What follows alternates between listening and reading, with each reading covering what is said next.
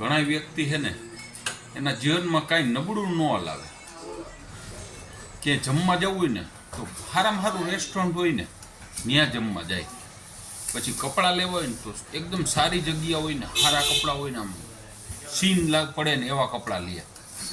પણ એ જ્યારે માંદા પડે છે ને ત્યારે ઘણી વખત શું કરે ખબર, મેડિકલમાં ટીકડી લઈ આવે અને 2-3 દિવસ મેડિકલની ટીકડી પીએ, વળી આરામ કરે, વળી પાછી મેડિકલની ટીકડી બહુ ઓવર થઈ જાય ને પછી દવાખાને જાય દવા લેવા.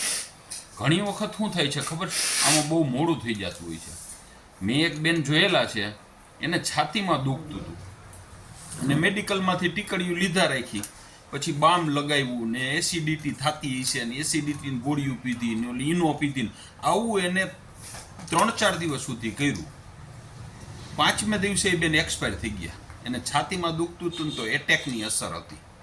3-4 દિવસ સુધી આવું ઘરગથ્થુ ઈલાજ કર્યા પણ કાંઈ મટ્યું નહીં ને એક્સપાયર થઈ ગયા. પછી એક ભાઈ એને તાવ આવતો, સેજ કળતર થતી, દવા લીધે રાખે મેડિકલમાંથી ને આયુર્વેદિક નુસ્ખા કર્યા રાખે. એને 7 દિવસ સુધી તાવ આવ્યો અને 7 દિવસ આયુર્વેદિક દવા મેડિકલની ગોળી એમને લીધી. આ મેડિકલ ન મટે ને તો બીજા પાસે જાય, એનો મિત્ર ને લાજ દેને આ 2 દીથી આ કળતર મટતી નથી, એની પાસે ટીકડી લઈને પી લે.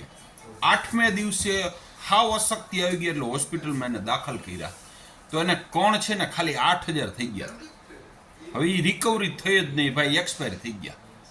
તો તમે કોઈ વસ્તુ નબળી હલાવતા નથી અને તમે આ ટીકડી બીજેથી લેવા નીકળો. આ ડૉક્ટર શું કામ થયા છે, શું કામ ભણ્યા છે? કાંઈક તો રીઝન હશે ને ડૉક્ટરનું, કે તો બધા મેડિકલમાં લઈને ખાલી ડૉક્ટરનું શું કામ છે? એટલે શક્ય હોય ત્યાં સુધી આપણા સ્વાસ્થ્ય સાથે ક્યારેય બાંધછોડ નહીં કરવાની, ક્યારેય નબળું. એના કરતાં બીજી વસ્તુમાં કરકસર કરી લેવાની. પણ મેડિકલ આઈટ અત્યારનો જમાનો એવો છે કે હાલતા હે ને માણસ ઉકલી જાય છે. જો આપણે જીવવું હોય ને, સારી જિંદગી માણવી હોય ને તો મેડિકલ લાઇનમાં ક્યારેય કરકસર નહીં કરવાની. હંમેશા સારા ડૉક્ટરને બતાવવાનું, રિપોર્ટ કરાવી લેવાનું, એમાં ક્યારેય કોઈ જાતની બાંધછોડ નહીં કરવાની. બરોબર ને? ભીખાલાલનું આવું માનવાનું છે.